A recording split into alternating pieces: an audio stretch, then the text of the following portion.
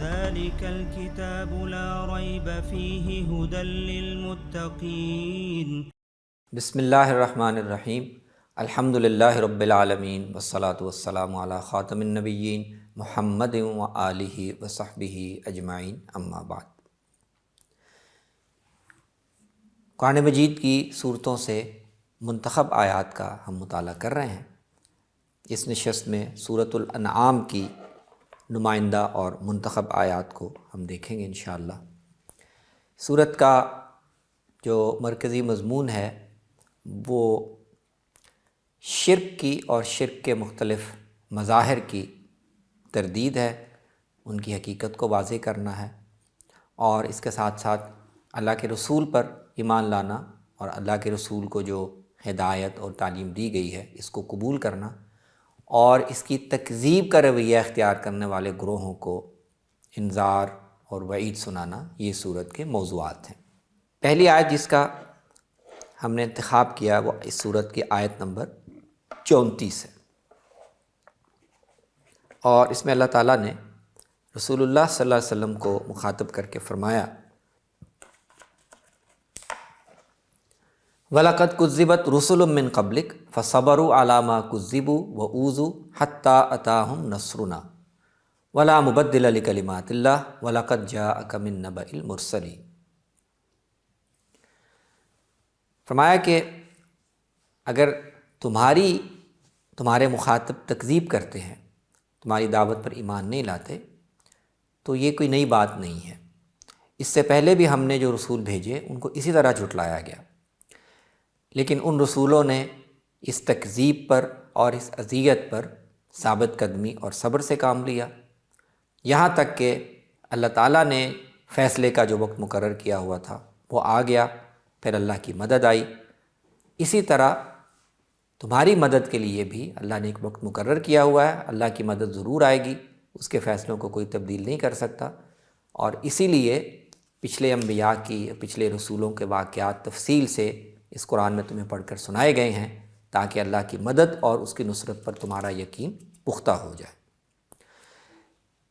تو رسول اللہ صلی اللہ علیہ وسلم کو تعلیم اور دعوت کے عمل میں جو ایک بڑی پریشانی پیش آتی تھی وہ منکرین اور مکذبین کا رویہ تھا۔ تو بار بار آپ کو یہ تسلی اور اطمینان بھی دلایا جا رہا ہے، اور اللہ کا جو وعدہ ہے نصرت کا اس کو بھی تازہ کیا جا رہا ہے، اور آپ کو بھی تعلیم دی جا رہی ہے کہ اس ساری صورتحال میں صبر سے اور استقامت سے کام لیں، اور جلد بازی میں مبتلا نہ ہوں۔ اسی لیے اگلی آیت میں، آیت 35 اور 36 میں یہ بیان کیا کہ یہ جو وقت کا گزرنا ہے، فیصلہ آنے میں مہلت ہے اور انتظار ہے، یہ اللہ کی حکمت کے تحت ہے، وہ اپنے وقت پر ہی آئے گا۔ آپ کو اگر یہ شاق گزرتا ہے، گراں گزرتا ہے کہ لوگ توجہ نہیں دیتے، یہ منہ موڑتے ہیں، یہ بات مانتے نہیں، تو اللہ کا فیصلہ تو یہی ہے کہ جب وہ ان کو مہلت دینے کے بعد جب پکڑنا چاہے گا تبھی پکڑے گا۔ آپ کو اگر اس بات کی جلدی ہے کہ آپ اپنے طریقے سے کوئی تدبیر اختیار کر کے فیصلہ کریں، تو اگر آپ چاہتے ہیں کہ آپ زمین کے اندر کوئی راستہ نکال لیں، یا آپ میں یہ صلاحیت ہے یا طاقت ہے کہ آپ سیڑھی لگا کے آسمان کے اوپر چڑھ جائیں، اور کوئی نشانی ان کو ایسی لا کر دکھا دیں جس سے یہ فوراً ایمان لے آئیں، تو ایسا ہونے والا نہیں ہے۔ اگر آپ ایسا کر سکتے ہیں اور اس سے آپ کو یہ توقع ہے کہ ہو جائے گا تو آپ کر کے دیکھ لیجئے، ایسا نہیں ہونے والا۔ اس کی وجہ یہ ہے کہ اللہ تعالیٰ جبراً اور اکراہ کے ساتھ لوگوں کو ہدایت نہیں دیتا۔ اللہ کو اگر منظور ہوتا تو سارے انسانوں کو وہ خود ہی ہدایت پر جمع کر دیتا۔ اس لیے آپ ان کو راہ راست پر لانے کے جذبے میں اس عجلت یا اس جلد بازی میں مبتلا نہ ہو۔ آپ اپنا کام کرتے رہیں، ان میں سے جن کے دلوں میں واقعتاً ہدایت کی طلب ہوگی وہی قبول کریں گے، جن کے دل مردہ ہو چکے ہیں، جن کے اندر قبول ایمان کی توفیق نہیں ہے، تو یہ پھر دنیا میں بھی مردہ ہیں، یہ ایسے ہی مر جائیں گے، اور پھر اللہ کے سامنے پیش ہوں گے تو وہ ان کا فیصلہ کر دے گا۔ اسی مضمون کو اللہ تعالیٰ نے آگے آیت نمبر 50 اور آیت 57 میں بھی بیان کیا ہے، اور رسول اللہ صلی اللہ علیہ وسلم کو وہاں تعلیم دی ہے کہ یہ لوگ آپ سے فیصلے کی جلدی کا تقاضا کرتے ہیں اور کہتے ہیں کہ اگر تم سچے ہو تو جس عذاب کا وعدہ کرتے ہو، جس عذاب کی دھمکی دیتے ہو، وہ لے آؤ، بتاؤ کب آئے گا۔ وہاں ان کو بھی یہی تلقین کرو کہ جلد بازی میں مبتلا نہ ہو، میں تو اللہ کی طرف سے ایک آگاہ کرنے والا ہوں، میرے پاس نہ تو یہ خزانے ہیں زمین و آسمان کے جو میرے اختیار میں دے دیے گئے ہوں اور میں وہ خزانے تمہارے سامنے کھول دوں، تم پر لٹا دوں، نہ میں غیب کا علم رکھتا ہوں، تو اس طرح کا کوئی اختیار اللہ نے مجھے نہیں دیا۔ کب عذاب آئے گا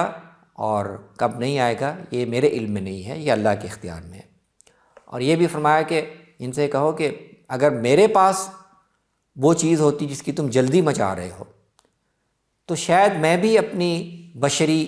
استطاعت میں، اپنی بشری حیثیت میں بھی تمہارے انکار اور ضد سے اب تک تنگ آ کر وہ عذاب تم پر وارد کر چکا ہوتا، لیکن یہ اللہ کی حکمت ہے کہ اس نے عذاب کے آنے کا وقت اور اس کا فیصلہ یہ اپنے علم میں رکھا ہے، یہ اسی کے اختیار میں ہے، اس لیے اس بات کی جلدی نہ ڈالو۔ اس صورت سے دوسری آیت جس کا انتخاب کیا گیا اور جو دعوت کے عمل میں رسول اللہ صلی اللہ علیہ وسلم کی بھی اور آپ کی اتباع میں باقی داعیوں کے لیے بھی ایک بنیادی رہنمائی فراہم کرتی ہیں، وہ آیت نمبر 51 سے 53 تک کی آیات ہیں۔ اللہ تعالیٰ کا ارشاد ہے، وَأَنذِرْ بِهِ الَّذِينَ يَخَافُونَ أَن يُحْشَرُوا إِلَىٰ رَبِّهِمْ لَيْسَ لَهُم مِّن دُونِهِ وَلِيٌّ وَلَا شَفِيعٌ لَعَلَّهُمْ يَتَّقُونَ۔ اے پیغمبر، جو لوگ تمہاری دعوت پر توجہ نہیں دیتے، اس سے اعراض کرتے ہیں، ان کو نظر انداز کر دو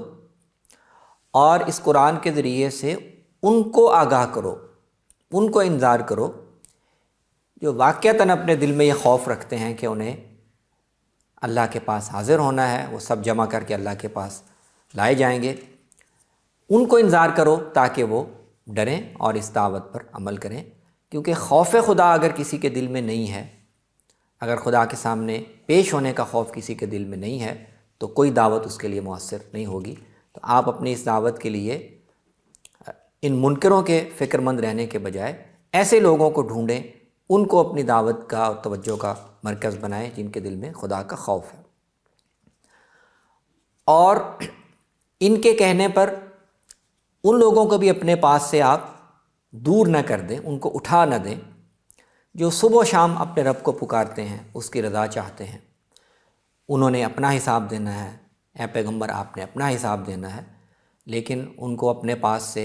ہٹا کر، ان سے دور کر کے آپ اللہ کی بارگاہ میں جواب دہ ہوں گے، اگر اس کا مقصد منکروں کو راضی کرنا اور ان کی تالیف قلب ہے۔ میں اصل میں یہ بھی ہمارا انسانوں کو آزمانے کا ایک طریقہ ہے۔ کچھ انسانوں کو ہم عزت، دولت، جاہ، مرتبہ یہ دے دیتے ہیں، کچھ انسانوں کو اس سے محروم رکھتے ہیں، اور جن کو عزت و دولت، شہرت، جاہ ملی ہوتی ہے وہ سمجھتے ہیں کہ وہ اللہ کی ہر نعمت کا وہی استحقاق رکھتے ہیں۔ تو یہ اللہ کی آزمائش کا ایک طریقہ ہے۔ ہو سکتا ہے کہ قبول حق کی، ہدایت کو قبول کرنے کی طلب ان نادار لوگوں میں زیادہ ہو، وہ زیادہ جلدی آگے بڑھ کر اس کو قبول کر لیں، جبکہ یہ جو صاحب ثروت ہیں، صاحب دولت ہیں، یہ اپنے تکبر اور گھمنڈ میں پڑے رہیں۔ فرمایا کہ یہ ہمارا ان کو آزمانے کا ایک طریقہ ہے کہ ان میں سے کچھ دوسروں کے بارے میں کہیں کہ اچھا یہ ایمان اگر اتنی قیمتی چیز ہے تو کیا اہؤلاء من اللہ علیہم من بیننا، اللہ نے یہ احسان اور یہ نعمت ہم میں سے انہی غریبوں اور مسکینوں پر کرنا تھا۔ تو فرمایا الیس اللہ بعالم بالشاکرین، اللہ دولت، عزت اور دنیاوی حشمت کے فیصلے یہ اور اصول پر کرتا ہے، لیکن ایمان کی توفیق، ایمان کی نعمت اور اصول پر کرتا ہے۔ اللہ تعالیٰ شکر گزاروں کو، خدا کا خوف رکھنے والوں کو ایمان کی نعمت دیتا ہے، چاہے ان کے پاس دنیا کی کوئی دولت نہ ہو۔ سورۃ الانعام میں ایک بہت ہی اہم سلسلہ آیات، آیت نمبر 74 سے آیت نمبر 82 تک مشتمل ہے، اور ان آیات میں اللہ تبارک و تعالیٰ نے سیدنا ابراہیم علیہ السلام کی دعوت کو اور ان کے اسلوب استدلال کو بیان کیا ہے، جو انہوں نے اپنی قوم اور خاص طور پر اپنے والد کے سامنے پیش کیا، جو اصنام پرست تھے، کواکب پرست تھے، بتوں کی پوجا کرتے تھے۔ تو اللہ تعالیٰ نے یہ ان آیات پہ بیان کیا ہے کہ ہم نے ابراہیم علیہ السلام کو اس طرح کے لوگوں کے سامنے توحید کی دعوت پیش کرنے اور شرک کی جو بے وقتی ہے اس کو بیان کرنے کے لیے یہ اسلوب ان کو سکھایا۔ ابراہیم نے اپنے والد آزر سے کہا کہ کیا آپ بتوں کو بنا کر ان کی عبادت کرتے ہیں؟ آپ تو ایک کھلی گمراہی میں مبتلا ہیں۔ پھر ہم نے ابراہیم علیہ السلام کو زمین و آسمان میں ہماری قدرت کی جو نشانیاں ہیں وہ بھی دکھائیں، اور پھر ان کو اپنی قوم کے خلاف ان کی سفاہت اور بے وقوفی واضح کرنے کے لیے ایک طریقہ استدلال بھی سجھایا۔ ان کی قوم ستاروں کو پوجتی تھی، چاند کو پوجتی تھی، سورج کو پوجتی تھی، اور ان کو خدا یا دیوتا مانتی تھی۔ تو ابراہیم علیہ السلام نے ان کو یہ سمجھانے کے لیے کہ یہ جن کو تم ان کی چمک کی وجہ سے، ان کی روشنی کی وجہ سے، ان کے آسمان پر نمایاں نظر آنے کی وجہ سے خدا یا دیوتا سمجھتے ہو، یہ اس کے حقدار نہیں ہے۔ تو طرز استدلال انہوں نے یہ اختیار کیا کہ جب رات ہو گئی اور ستارہ دکھائی دیا جس کے لوگ پوجا کرتے تھے، تو ابراہیم نے کہا کہ اچھا، اپنی قوم کے ساتھ بظاہر آواز میں آواز ملائی، کہا کہ اچھا یہ میرا رب ہے، کیونکہ یہ چمک رہا ہے، روشن ہے، راستہ دکھا رہا۔ لیکن جب وہ ستارہ ڈوب گیا تو ابراہیم نے کہا کہ میرا رب کہاں ڈوب گیا؟ یہ تو رب نہیں ہو سکتا، یہ تو مجھے روشنی دکھانے والا تھا، اب میں کس سے روشنی حاصل کروں؟ تو میں ڈوب جانے والے خداؤں کو میں پسند نہیں کرتا۔ پھر ایک موقع پر انہوں نے یہی اسلوب چاند کے حوالے سے اختیار کیا۔ جب چاند کو چمکتے ہوئے دیکھا تو کہا جی اچھا یہ میرا پروردگار ہے۔ جب چاند بھی ڈوب گیا تو اب انہوں نے اپنی بے اطمینانی، اپنا جو ذہنی تردد ہے لوگوں کے سامنے، اس کو ایک قدم آگے بڑھا دیا، کہا کہ یہ بھی ڈوب گیا، یہ بھی میرا خدا نہیں ہو سکتا، اور اب تو مجھے لگتا ہے کہ یہ ہدایت کا راستہ نہیں ہے اور مجھے اپنے رب کی طرف سے ہدایت چاہیے، میرے رب نے اگر میری رہنمائی نہ کی تو میں تو گمراہ ہو جاؤں گا۔ پھر ایک اور موقع پر انہوں نے دن کو چمکتا ہوا سورج دیکھ کر یہ کہا کہ ہاں یہ میرا رب ہے، یہ تو ان سب سے بڑا ہے، ان سب سے زیادہ روشن ہے۔ جب سورج بھی ڈوب گیا تو اب انہوں نے اپنے استدلال کو آخری نتیجے تک پہنچا دیا اور کہا کہ اے میری قوم، مجھ پر بالکل واضح ہو گیا ہے، تم پر بھی واضح ہو جانا چاہیے کہ ان میں سے کوئی چیز بھی خدا نہیں ہے، کوئی چیز بھی عبادت کے مستحق نہیں ہے۔ تم جن کو خدا کے ساتھ شریک ٹھہراتے ہو، میں ان سے برات کا اعلان کرتا ہوں، میں اسی ایک خدا کی طرف اپنے آپ کو یکسو کرتا ہوں جس نے زمینوں کو بھی پیدا کیا، آسمان کو بھی پیدا کیا، اور میں مشرکوں میں سے نہیں ہوں۔ اس کے بعد جب ان کی قوم نے ان کے ساتھ حجت بازی کی یا بحث کی کوشش کی تو ابراہیم علیہ السلام نے کہا کہ اللہ کے معاملے میں تم کیسے میرے ساتھ بحث کر سکتے ہو؟ اللہ نے تو مجھے خود راستہ دکھا دیا، مجھے تمہارے خداؤں سے جن کو تم شریک ٹھہراتے ہو، مجھے ان میں سے کسی سے کوئی خوف نہیں ہے، میرے رب کا علم ہر چیز کو محیط ہے، میں ان سے کیوں ڈروں؟ میں ان کی کیسے تعظیم کروں؟ تم تو اس اللہ کی تعظیم نہیں کرتے یہ کائنات کا اور زمین و آسمان کا خالق ہے، تم نے تو خدا خوفی سے بے نیاز ہو کر ان چیزوں کو خدا کے شریک ٹھہرا دیا ہے جن پر اللہ نے کوئی دلیل نازل نہیں کی۔ تو یہ بتاؤ، تم مجھے ڈراتے ہو اپنے معبودوں سے، میں تمہیں کہتا ہوں کہ ان سے نہ ڈرو، خدا سے ڈرو۔ تو تم بتاؤ کہ ہم میں سے کون سا فریق ہے جو زیادہ محفوظ ہے، جس کو اللہ کی طرف سے زیادہ امان حاصل ہے، اگر تم غور کرو۔ تو اس طریقے استدلال سے جو اللہ تبارک و تعالیٰ نے اپنے پیغمبر کو سمجھایا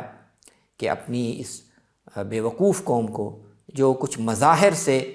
توہم کی بنیاد پر اور اٹکل پچو اندازوں کی بنیاد پر یہ نتیجہ اخذ کر رہی ہے کہ یہ ہمارے معبود ہیں، اس طریقے سے ان کو سمجھاؤ کہ یہ بے حقیقت چیزیں ہیں، یہ خود مخلوقات ہیں، ان کی روشنی اور ان کی تاب اور چمک ان کی اپنی نہیں ہے، یہ خود اللہ کے سامنے سر بسجود ہے۔ سورۃ الانعام میں ایک اہم اور بنیادی تعلیم جس کا توحید سے بھی اور شرک سے بھی گہرا تعلق ہے، وہ ہے چوپایوں میں حلال اور حرام کا امتیاز۔ یہ تعلیم سورت کے آخری کم و بیش 1/3 حصے میں تسلسل سے بیان ہوئی ہے۔ اس کی ابتدا آیت نمبر 118 سے ہوتی ہے۔ ارشاد فرمایا فَكُلُوا مِمَّا ذُكِرَ اسْمُ اللَّهِ عَلَيْهِ إِن كُنتُم بِآيَاتِهِ مُؤْمِنِينَ وَمَا لَكُمْ أَلَّا تَأْكُلُوا مِمَّا ذُكِرَ اسْمُ اللَّهِ عَلَيْهِ وَقَدْ فَصَّلَ لَكُم مَّا حَرَّمَ عَلَيْكُمْ إِلَّا مَا اضْطُرِرْتُمْ إِلَيْهِ۔ فرمایا کہ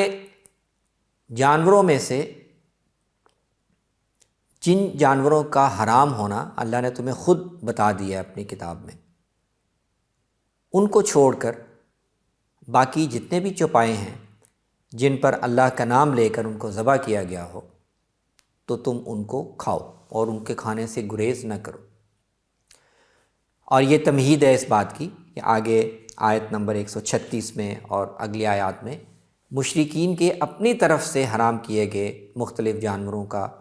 کی جو ایک پوری فہرست تھی اس کی تردید کے لیے یہاں کلام کی ابتدا کی جا رہی ہے۔ فرمایا اس کی کیا وجہ ہے کہ ایک حلال جانور پر جس پر اللہ کا نام ذکر کیا گیا ہو تم اس کا گوشت کھانے سے گریز کرو، جبکہ اللہ نے حرام جانور تمہیں بہت وضاحت سے بیان کر دیے اور یہ بھی بتا دیا ہے کہ وہ جانور بھی اگر تم اضطرار کی حالت میں ہو تو ان کو بھی کھا سکتے ہو۔ تو اس وقت اگرچہ عرب میں زیادہ تر لوگ شرک کی وجہ سے، توہمات کی وجہ سے ایسے حلال جانوروں کو کھانے سے گریز کرتے ہیں، لیکن تم کثرت کے پیچھے نہ جاؤ۔ اکثریت لوگوں کی بڑی تعداد تو وہ اپنی خواہشات کے پیچھے پڑ کر گمراہ ہو جاتی ہے، اس بات کے لیے علم میں کوئی بنیاد نہیں ہوتی۔ تو اس لیے اللہ نے جن چیزوں کو حلال ٹھہرایا ہے ان کو کھاؤ اور اس وجہ سے ان سے گریز اختیار نہ کرو کہ لوگ ان کو حرام قرار دیتے۔ اسی کی وضاحت میں اللہ تعالیٰ نے آگے آیت 136 سے 140 میں بعض بدعات کا ذکر کیا ہے۔ مشرکین نے اپنے بعض توہمات کے تحت اور بعض مشرکانہ تصورات کے تحت حلال جانوروں میں مزید حلال اور حرام کی ایک تقسیم کی ہوئی تھی۔ اللہ تعالیٰ نے ان میں سے کچھ نمایاں چیزوں کا ذکر کیا اور بتایا کہ یہ لوگ کھیتی میں بھی اور چوپایوں میں بھی اپنی مرضی سے حصے مقرر کرتے ہیں کہ یہ حصہ اللہ کا ہے، یہ ہمارے بتوں کا ہے، اور اس میں اگر کبھی اللہ کے حصے کی کوئی چیز دوسری طرف چلی جائے تو اس کی اجازت دیتے ہیں، لیکن جو بتوں کے حصے کی چیز دوسری طرف جائے تو اس کو واپس لے لیتے ہیں۔ پھر فرمایا کہ مشرکین میں ایک غلط اور بد رسم مشرکانہ تصورات کے تحت اپنے بچوں کو، اپنی اولاد کو قتل کر دینے کی بھی ہے، اور یہ جنوں بھوتوں کے لیے اور دیوی دیوتاؤں کے لیے بچے قربان کرنے کی جو رسم دنیا کے مختلف مشرکانہ مذاہب میں پائی جاتی ہے، اس سے لگتا ہے کہ عرب میں بھی اس کے کچھ مظاہر تھے۔ پھر ذکر کیا کہ یہ کچھ جانوروں کو اور کچھ کھیتیوں کو اپنی مرضی سے الگ کر لیتے ہیں اور کہتے ہیں کہ یہ وہ جانور ہیں ان کو کوئی اور نہیں کھا سکتا، یہ وہ کھیتی ہے جن کو کوئی اور نہیں کھا سکتا مگر ہم جس کو کھلانا چاہیں۔ اس طرح کچھ جانوروں پر سواری کو حرام قرار دیتے ہیں، کچھ جانوروں پر اللہ کا نام لے کر ذبح نہیں کرتے، ان کو بتوں کے نام پر ذبح کرتے ہیں۔ پھر ذکر کیا کہ یہ کچھ جانوروں کے پیٹ سے پیدا ہونے والے بچوں کو اپنی مرضی سے اپنے توہمات کی بنیاد پر ان میں تخصیص کرتے ہیں کہ یہ ہمارے مرد کھا سکتے ہیں لیکن ہماری عورتیں نہیں کھا سکتی، لیکن اگر ایسا جانور مردار ہو تو اس میں پھر سب کو شریک کر لیتے ہیں۔ تو یہ ساری مثالیں ذکر کی اور فرمایا کہ یہ سب اللہ پر افتراء کی مثالیں ہیں۔ اللہ نے ان میں سے کوئی چیز حرام نہیں کی، اللہ نے ان کو اپنے بچوں کی جان لینے کا بھی کوئی اختیار نہیں دیا، تو یہ حماقت کی وجہ سے اپنے بچوں کو قتل کرتے ہیں، اللہ کا دیا ہوا رزق افتراء کرتے ہوئے حرام ٹھہراتے ہیں۔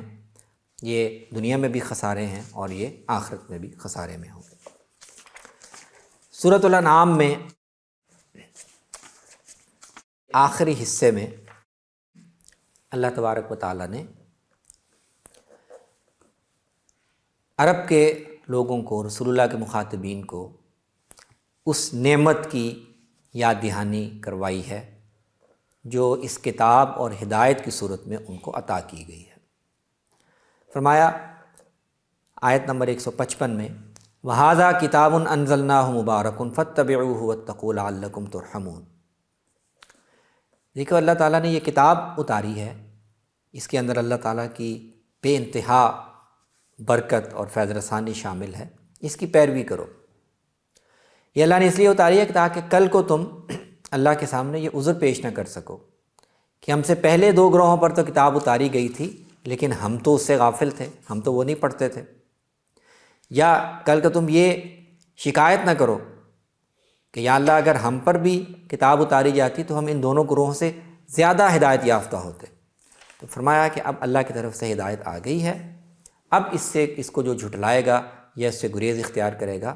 وہ پھر خدا کے عذاب کا مستحق ہوگا۔ تو اس کتاب کی اور اس نعمت الہی کی قدر کرو